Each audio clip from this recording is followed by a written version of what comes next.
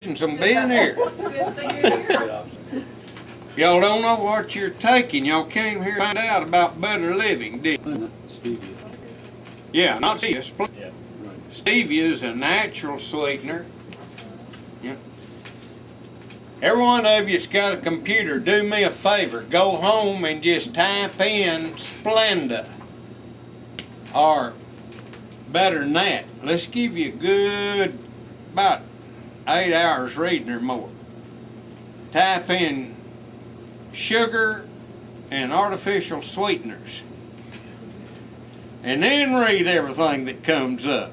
And some of them you click on them and get the audio and they'll sit there and tell you about it. But anyway, look these things up, folks. You know, and I'm way off my topic now, but Alzheimer's disease, when did y'all start hearing about it? Do you remember anybody dying with it in the 40s? You know, what happened during World War II? That's a big question, and we made oleo. And then we figured out how to make margarine. Oleo is artificial butter, and margarine's artificial oleo. That's why I like to put it. And as far as I'm concerned, Alzheimer's disease corresponds back to when that came on the market and everybody's telling you cow butter's bad for you. It's not. It's not, unless cow's been eating DDT. You know, for good, clean, healthy cows.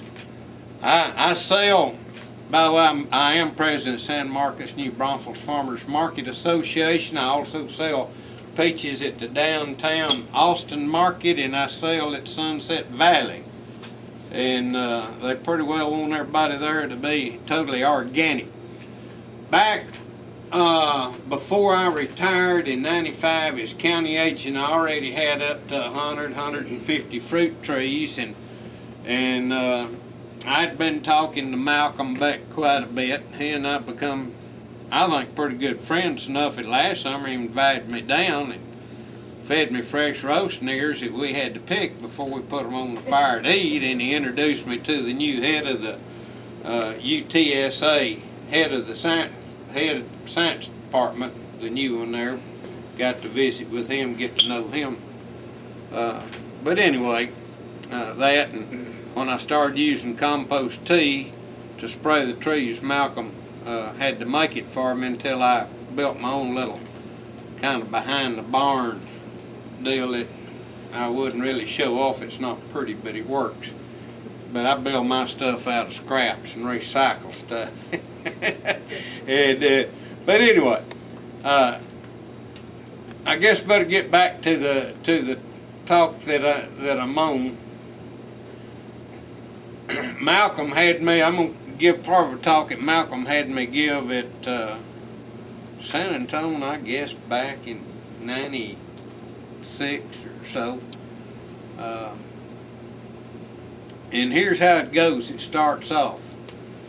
All soils, regardless of what kind they are, whether they're sand, sandy loam, loamy clay, gravelly clay, or heavy clay soils, have one thing in common.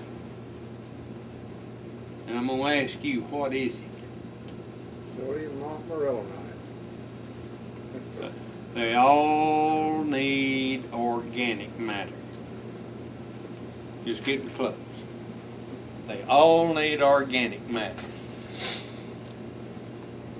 My dad was raised in deep East Texas in the Piney Woods, old Caskey family farm there, goes back to 1835 or something like it, about when they had to fight Santa Ana. But anyway, I got to be assistant county agent in that Houston County. Family farm actually lays across from two counties, Houston and Anderson. The house is in Anderson County and barns in Houston County, and then the county line kind of runs and separates it, if you know where it's at. But anyway, one of the things being off the high plains of Texas that I observed over there, that when they first cleared the timber out and started plowing the field, that old white sand was actually a dark gray. and it produced, it just unbelievable, 42 inches to 50 inches average rainfall a year. You can imagine what that produced. But in about 3 years, the field was no longer a dark gray, it was a white sand. And then they went to putting the fertilizer and all of the other stuff to it. Well, that was organic matter. All that leaf mold from those old pine trees and oaks and elms and everything else that grows over there. Now, we didn't have that problem in Hudspeth County because we only had cactus and chrysoak bush and so on, except right along Rio Grande River where they farmed, and they still needed organic matter there. This old black clay that I have, that I grow my peach trees in, is unforgiving stuff in a way. I was county agent in Rockwall County right outside Dallas, and when I left that county and went over to Longview, Texas as county agent, and I said, boy, I'll never get back in that black stuff again. You know, that's the only soil I know that when it's wet you don't leave tracks in it. You take every track with you. I go down through a cotton patch checking friend sacks, and I'd be 6, 8 inches taller, and I come out the other end till the mud broke off my boots. But anyway, my garden, when I moved here in '77, you know, people said all their pecan leaves and their oak leaves and all of the stuff, everybody, and stuff that I've heard people say, don't use that in the compost pile. Listen, if it was living at one time or another and they rake it up and go to send it to the garbage dump, I stop and pick it up. Even my son, when he was in high school and got a driver's license, he'd get a job raking leaves. He'd come in fact, I'd have young pecan seedlings the next year, you know. But I plowed my soil the other day as dry as it is, and it was almost like picking up sand.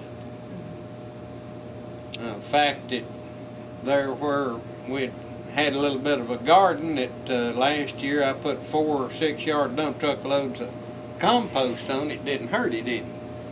And all of my friends are already bringing me leaves. I've already got leaves. In fact, we're trying to blow them off today. But it makes that soil workable. And I've got asparagus. It's been growing for 10 years, and if you want to keep asparagus growing, keep it mulched about that deep. I mulched my trees this deep, and that's what I wanted to show, and I can't believe that flipper deal in there decided not to work tonight. But I did bring something else, and I guess I better get this out so I get through that. Let me go over all this. You know, our soils are depleted. That puts me off on another deal. The Midwest soils never had iodine in them. So people living in the Midwest, even in the 19 or central United States, northern United States, had garters. Now, having a master's in biology, I know what caused that. That deficiency of iodine. The thyroids can't make thyroxine. They got to work real hard, so they enlarge. And the doctors go in, just cut them out. You don't need them. Thyroxine's important, you know. So what we do? We got smart and put iodine in the salt. Iodized our salt. Then we have a Surgeon General comes along and says, don't eat salt. Cause high blood pressure. It doesn't either. That's not what caused it. He wasn't smart. He read the same nutrition books that I read. And back to that, what I did, I said, well, you stupid guy.